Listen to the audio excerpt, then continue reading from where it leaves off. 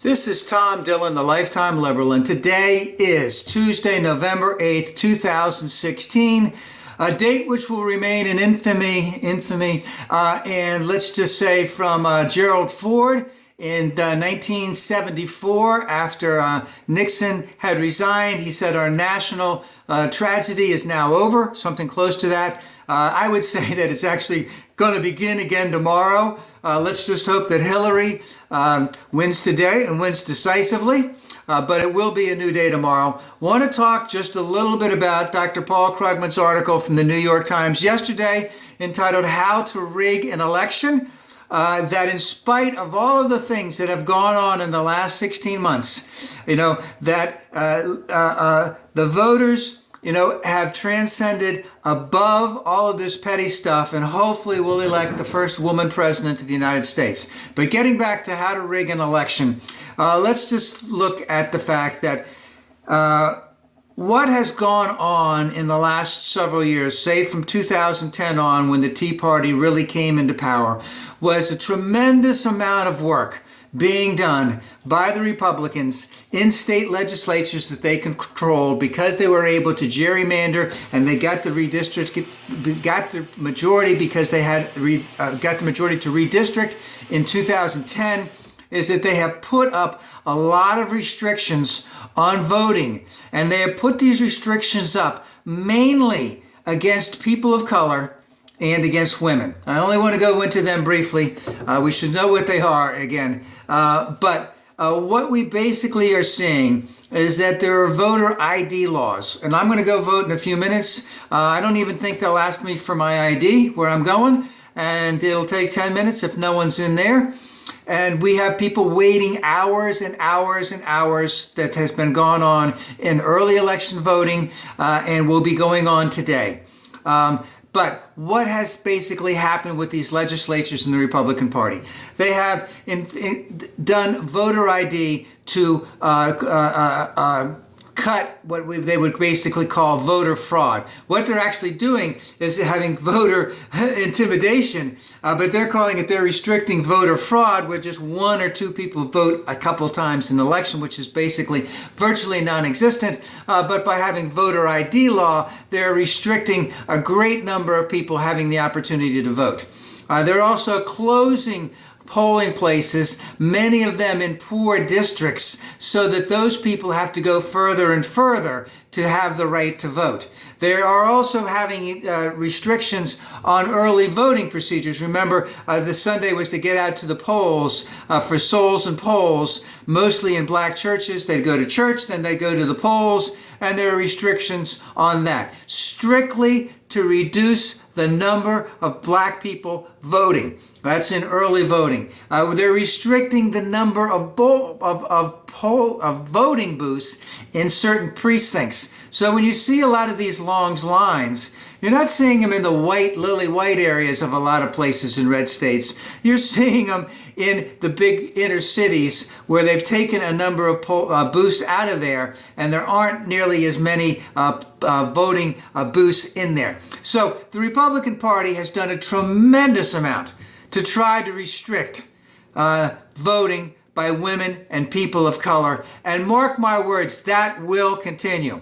Now, we also have Russia, a state sponsor of terrorism, who basically are trying to find a way to rig this election to Donald Trump's favor. We have reports that Trump is their stooge, that they have cultivated him, and by basically leading him on without him even knowing that he's been being led on, so to speak, and also that Russia has been dumping stuff to WikiLeaks. The guy at WikiLeaks has a bug up his ass against Hillary because she wanted him to get arrested. He's been sitting in the Ecuadorian embassy for the last 4 years, I believe, in London, and I think it's Norway or Sweden wants to get a hold of him for some bad things. And they're passing all of these emails along. And if what we see in these emails, it's really just a lot of mundane stuff. Basically, if you take to the fact that people who know each other in whatever business that they're in, they hate each other.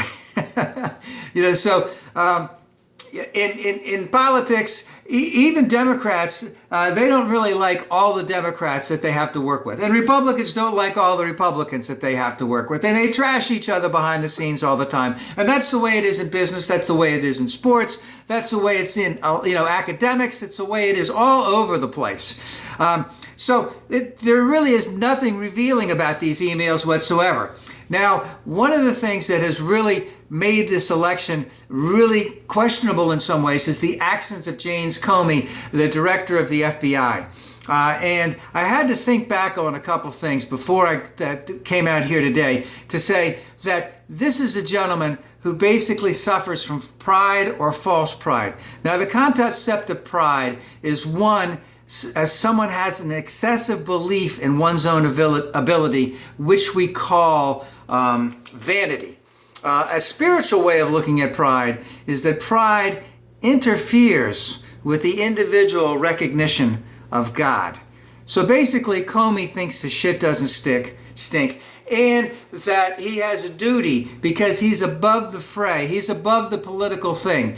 And at the same time, he actually made things much worse for Hillary. And of course, now that it's all over with, now that he said, oh, there's nothing over there, while in the meantime he was saying, oh, there might be something over here. I think we need to look at it. And I think I need to tell you that we need to look at it, even though we've never done this type of stuff before. And the Department of Justice regulations say I shouldn't be doing this. I think I should tell you that there might be something behind that door. And 9 days later, oh, there's nothing behind that door. There's nothing there.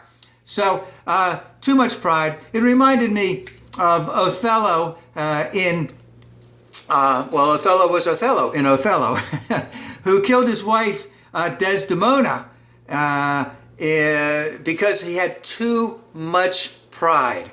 And Iago was able to lead him on from there. And I don't remember all the lines from Othello, but I do remember that great line from Macbeth, which basically said, how did that thing go? Tomorrow and tomorrow and tomorrow creeps in this petty pace from day to day to the last syllable of recorded time. And all our yesterdays have lighted fools. The way to dusty death. Out, out, brief candle. Life is but a walking shadow, a poor player that struts and frets his hour upon the stage and then is heard no more. It is a tale told by an idiot, full of sound and fury, signifying nothing. So we have Comey, I don't know where that came from, but we have Comey, who basically had his big 15 minutes on the stage that signified nothing. But look what it did in terms of revitalizing Trump's campaign. And Trump was placing ads on this. He was making all of his public statements talking about what a crook she is. And another reason why he didn't have to believe what was going on, that everything is rigged. When Comey came out and said that there's nothing rigged here, that there's nothing in those emails referencing Hillary whatsoever, he said he doesn't believe it because it's rigged. See, that little circle that goes around. So, and of course, Comey has also showed that he has a rogue office up in New York that he doesn't have a handle over. They're leaking like the sieve. They're talking and coordinating with Republican strategists for Trump, especially Rudy Giuliani. And of course, the other thing is that the big thing is about all of this is that the mainstream media has basically been following the shiny object this entire campaign. Look at Trump, blah, blah, blah. Look at Trump, blah, blah, blah. All right, their talk about policy issues, or as I like to say, they specialize in personalities and they're not specializing in principles. They're looking at the shiny object. They're looking at all of the misogyny that he's throwing out there, the hatred that he's throwing out there, the xenophobia that he's throwing out there, etc. And they say, wow, look at this. In the meantime, they spent an inordinate amount of time on Hillary's emails, which really amounted to absolutely nothing. So again, what the mainstream media has done, they didn't care about the policy issues. They talked about them some, but they spent all of their time looking at the shiny object that Trump was all over the place as he spewed his stuff. And what did they say? He got approximately $2 billion of free advertisement through all of this.